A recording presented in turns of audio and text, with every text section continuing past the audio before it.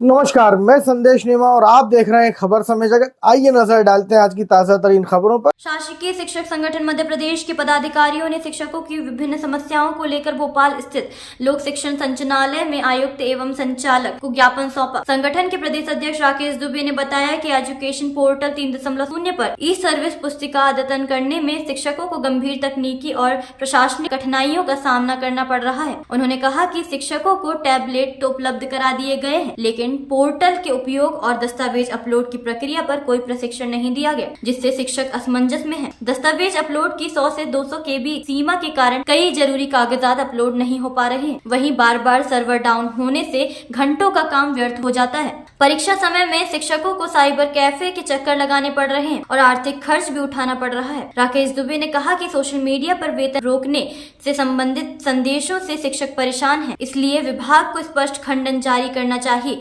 संगठन ने यह भी मुद्दा उठाया कि 1998 से शिक्षा कर्मी संविदा शिक्षक और गुरुजी के रूप में कार्य कर रहे हैं। शिक्षकों के अवकाश और सेवा अवधि की गणना 2018 से करना उनके अधिकारों का हनन है। उन्होंने मांग की कि सेवा अवधि की गणना प्रथम नियुक्ति तिथि से की जाए और नियमित शिक्षकों के समान अवकाश लाभ दिए जाए।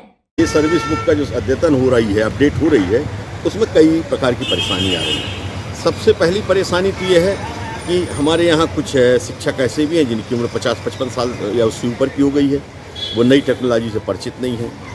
ये जो काम है, इसमें शिक्षक के विद्यालय कार्यालय की लोकेशन और उसकी फ़ोटो, दो चीज़ तो उससे करा लेनी थी। बाकी काम संकुल का था।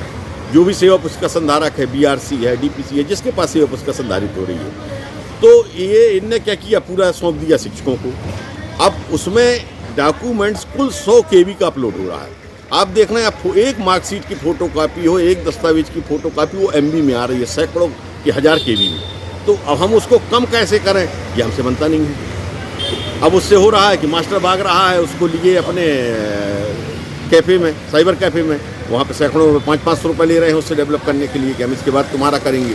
किसी का हो पा रहा है, किसी का नहीं हो पा रहा। मास्टर परीक्षाओं को टाइम है, 4 दिन बाद परीक्षा है, और वो अपने लिए घूम रहा है, लाइन लगाए वहाँ पर कि हमारा अपलोड हो जाए।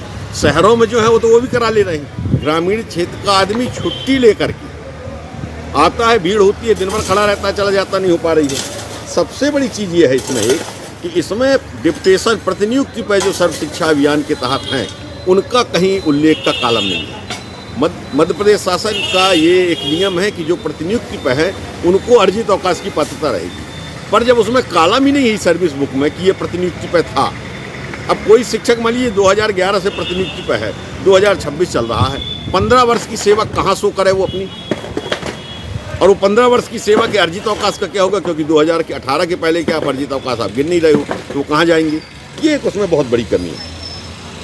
तीसरा ये है कि उसमें टाइम बहुत लग रहा है, जब देखो तब सर्वर डाउन हो जाता है।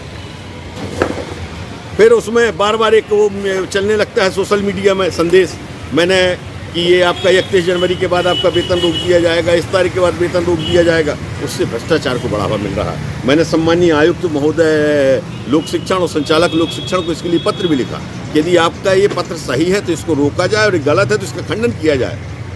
हर विभाग में दलाल हैं, वो उसमें उसको आड़ में बना कर कि तुम्हारा नहीं हुआ है, वेतन रुक जाएगा, लोगों से पैसा ऐंठ रहे हैं। तो इन सब चीज़ों पर मेरा निवेदन ये था माननीय संचालक लोक शिक्षण और आयुक्त लोक शिक्षण से कि इस पर रोक लगना चाहिए, और इसका काम जो है विधिवत और परीक्षाओं के बाद हो।